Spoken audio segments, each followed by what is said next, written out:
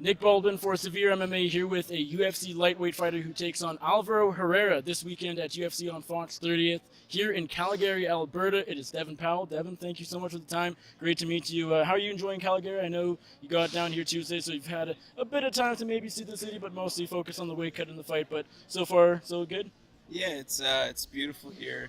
Usually the fights we get our hotel a little ways away from the arena, so it's been nice to finish up training, get a real light dinner, and then walk around the city, opposed to kind of being in a remote location. So it's been beautiful and definitely a better feel to it, opposed to kind of like the Oklahoma and Arizona fights where I didn't really have good scenery. Kind of just felt isolated to the hotel. I'm curious, isn't this your first time in Canada? No, I've been to Canada, but nowhere near here. My whole family is from Elgash, Maine, and from my mom's side, so that's like right on the border of Canada. But like Fort Kent, Maine, you can go across the bridge too to get there. It's like Edmundston, I think. It's the name of the town that we would go to do jiu-jitsu in Canada, but it's a ways away. For us to drive there, it's like 6 hours. To drive to Calgary is like 40 hours. So. So this fight against Herrera, I know it wasn't announced all that long ago. How long have you actually known about it? And I know, again, it was announced maybe a couple weeks ago, 3 weeks ago at most. I know it hasn't been long. Have you had a full camp, though, yourself? No, not at all. I've had a big layoff, like 13 months, and it was asked. I was asked 30 days from the date of the fight if I would take the fight. So I don't know if he was preparing for a fight. He was just waiting on an opponent, or if he was just asked super late notice as well. But we got a message, or I got a message from my manager saying, "Will you fight Alvaro Herrera on 30 days notice in Canada?" And I just said, yes, absolutely. He said, do you want to know anything about him? I said, no. And he's like, all right, I got to call Sean Shelby back. So he called Sean, told him we wanted it. And then a couple days later, they accepted. And then here we are now, a couple days out. Was the short notice a concern at all? Or as you said, considering the layoff, you're just wanting any fight you can get? Yeah, I mean, it was, it's the fact that it's been 13 months and then getting a short notice fight, it's always kind of a little nerve-wracking with cutting the weight, but I think the weight cut's been really good. Training at the UFC PI, meeting all those guys, getting help with the weight has been helpful.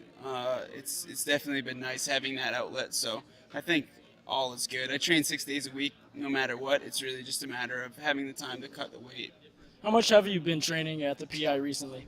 I only went down there for about a week a couple months ago, but we stay in contact. They kind of keep track of you, so it's a really good outlet, and I'm planning on going again after this fight. Is it as good as everyone says? Because, I mean, I've never been there, but from the sounds of it, it's quite the facility. Yeah, it's incredible there. It's unbelievable. It's one of those things, like whenever I fought in Arizona, seeing the Grand Canyon, like for facilities for professional athletes, like you got to get in there to really get a feel for it. It's not just looking at the videos and pictures. It's phenomenal. You're 0-2 in the UFC, obviously not the way you'd want to start your career in the octagon. Is this a must-win scenario for you?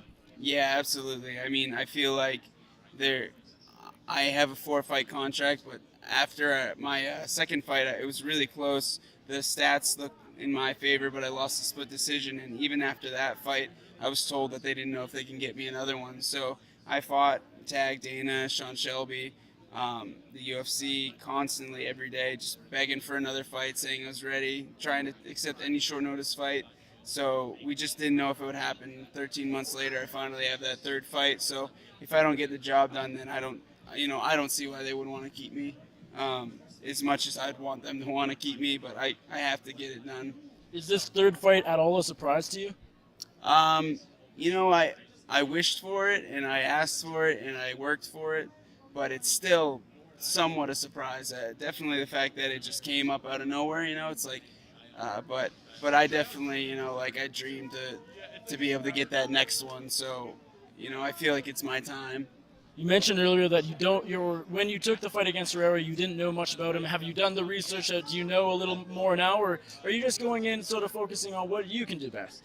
Yeah, a bit of both. I've watched a tiny bit of footage, but I try not to watch a lot because I don't like becoming obsessed what with what they can do. I really like trying to implement my own capabilities and my talents. But I know the things that I have to be aware of. You know, he's very powerful. He is going to be big because he's fought almost entirely at 170. He's tall, long. That right hand is his moneymaker. So just stay out of the way of that. I think I can beat him on my feet, and I think I can beat him on the floor too, though. Is the size advantage for him at all a concern, or have you done your prep for that? No, I mean, I'm not too concerned. I train with big guys, and I think it'll be more than anything a surprise for him because I don't think he's fought somebody as long and lean as me. I think that his win in the UFC was against a guy that was like 5'6" or something crazy, and it's a big difference between him and myself. So I think it's not going to be an issue. You're the very first fight of the night, which is kind of interesting. Is that kind of nice? You know, maybe a little bittersweet because being on the main card or even the TV prelims would be nice, but to get it out of the way, you'll be fighting at like 1 or 2 in the afternoon, and then you'll have a whole day ahead of you, which is kind of crazy considering a lot of these cards go to 1 in the morning, depending, you know, if you live on the East Coast or not. Is that nice, being the first fight of the night? Yeah, I mean, I can't even stay up for the fights whenever they're the pay-per-views in Maine because I have to train the next morning. So to fight at 2 p.m. Canada time is going to be incredible.